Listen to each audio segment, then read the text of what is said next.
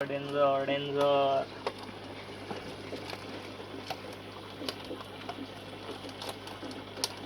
हेर्ने गएर कि त कुनामा बस्छ हेर्ने फर्स्टमा कसरी थाहा प्राय माछाहरू त्यस्तै हुँदो रहेछ यहाँ ल्याएको फर्स्ट दिन चाहिँ उनीहरू कस्तो गर्छ भने एक्सप्लोर गर्दो रहेछ स्ट्रेसमै हुन्छ क्या अलिअलि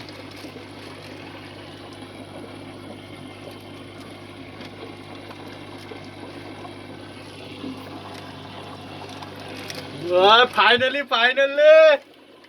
ओइ एउटा कुनामा गएर बस्छ